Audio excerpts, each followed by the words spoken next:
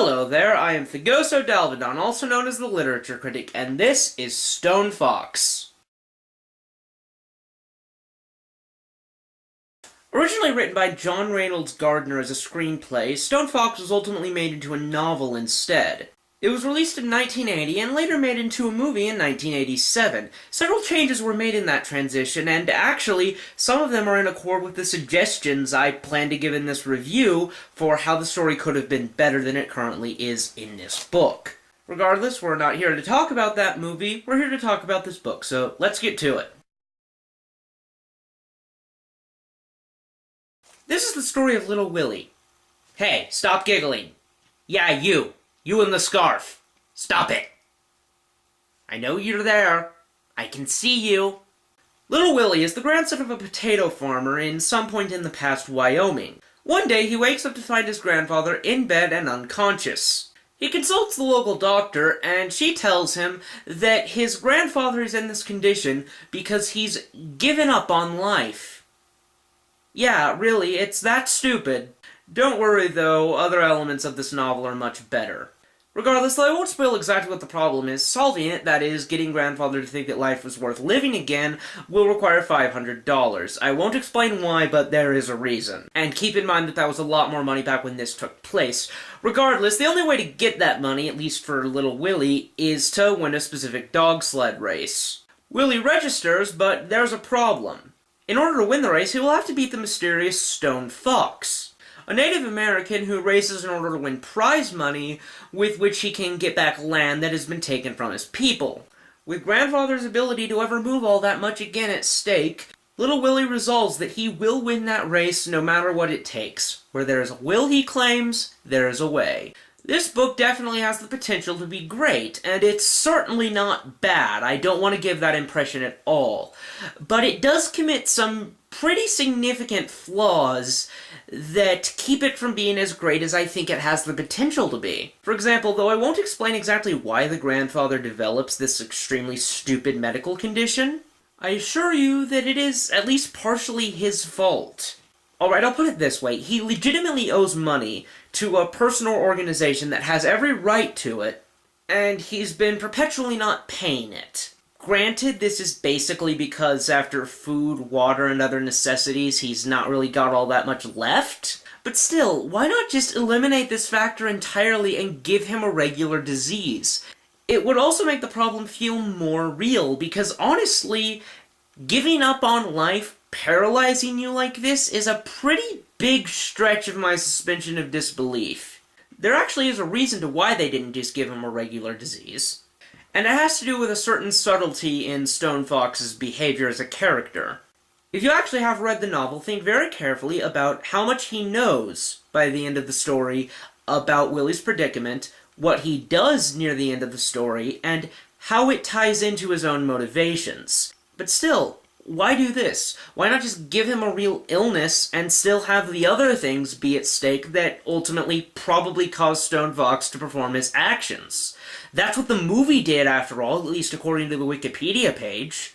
Now, I want to emphasize, the plot isn't bad. It just needed these adjustments in a few areas in order to have a better impact. Still, it could have, and I would argue should have, been better than it is, not because all stories should be better than this, but because I think this concept actually does have an unusually high potential. It's just executed not poorly, but not as well as it could have been. Alright, so there are only 4 characters worth commenting on. Stone Fox, the Doctor, Grandfather, and Little Willie. Little Willie is a reasonably good character. He's determined, good-hearted, though that determination sometimes exceeds itself into stubbornness.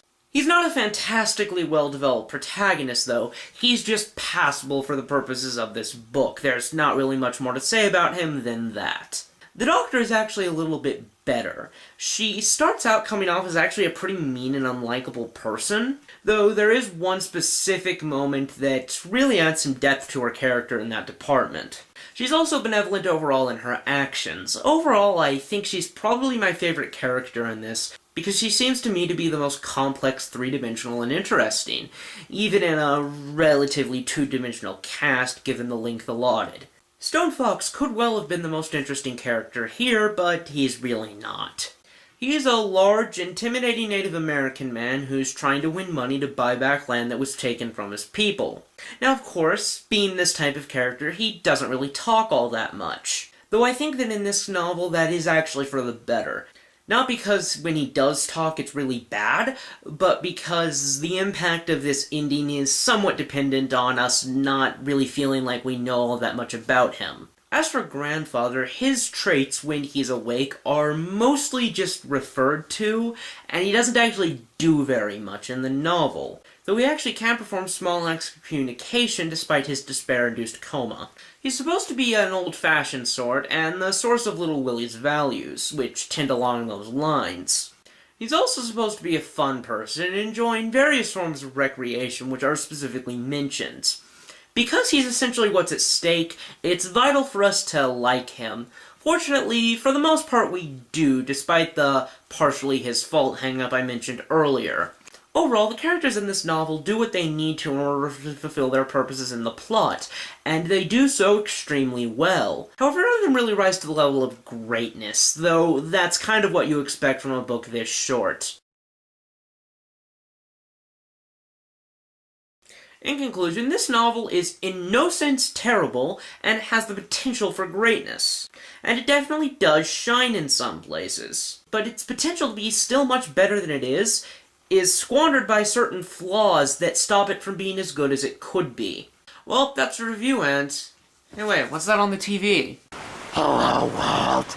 I am the servant of your new ruler. And in my hand is a container that I acquired at a Chuck E. Cheese, but then converted into an antimatter bomb. If you do not surrender unconditionally, such that you may be placed under the rule of my master, I shall detonate it and destroy this world. You have 2 weeks for enough nations to comply that I may conquer the rest with their military power.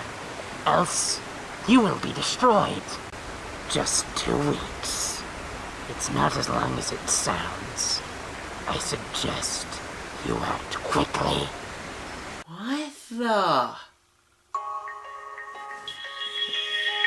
All the times. Who is this? Hello, this is Agent Johnson of the QIG. What's the QIG? I'm not at liberty to say. Regardless, I need you to stop the terrorists that just threaten the world. Me? Why me? Why not a government agent with a sniper rifle or something? Well, for one thing, he's extremely close to your house. Well, okay, but still... Look, we at the QIG see potential in you. We had planned to approach you later in life for a test of this sort, but it seems that that opportunity has come early. I'm 17! So was I, regardless. He's near that small hill near the creek in the forest. Use the resources around you to thwart his plans, and once you have, redial this number. We'd be very interested to hear of your success. Oh, okay. There's the big butcher knife. No, Dad's actually using that right now. I guess I could get some Lysol to maybe use kind of like mace. Ooh!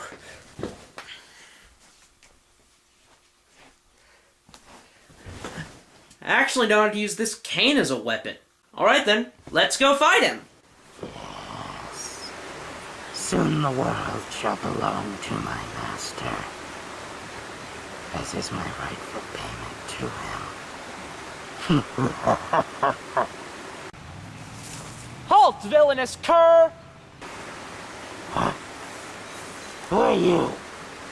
I am Thagoso Dalvadon! Now, who are you? Such as me have no need for names. Now run along and cease interfering in my plans. McGee it is then. Well then, McGee, face my heroic might! Rawr!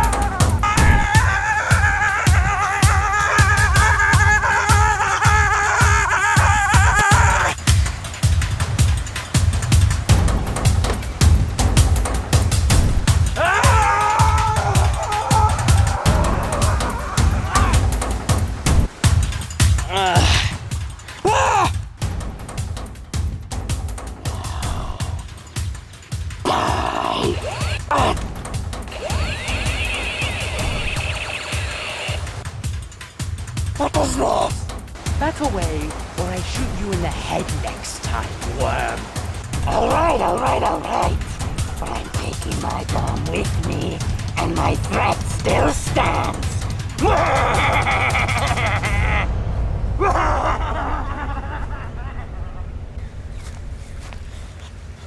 Okay, now who are you? I'll explain that later, but for now I'm meant to take you back to your house, so come on. I am the servant of your new ruler. And here in my hand. And in my hand is a container that I acquired at a Chuck E. Cheese, but then converted into an antimatter bomb! Okay, now, let's go through it all again.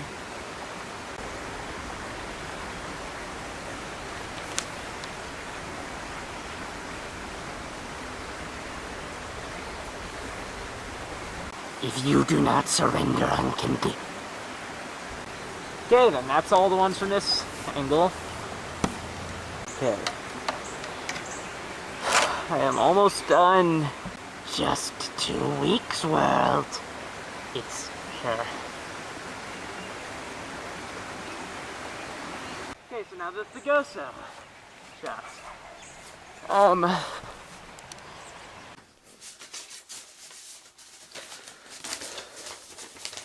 Gotten all fluffy because I actually did the storyline stuff before this. Halt, villainous cur!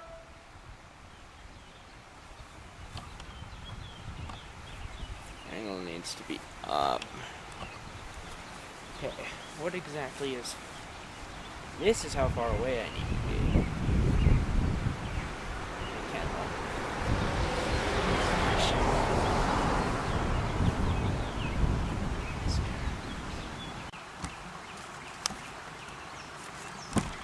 McGee it is then! Well then, McGee, face my heroic might! Rah!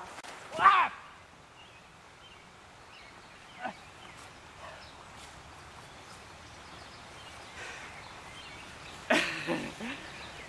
I actually did trip off camera. Okay. Okay. You okay? Are you okay? It's really hard to make Carlac sound compassionate.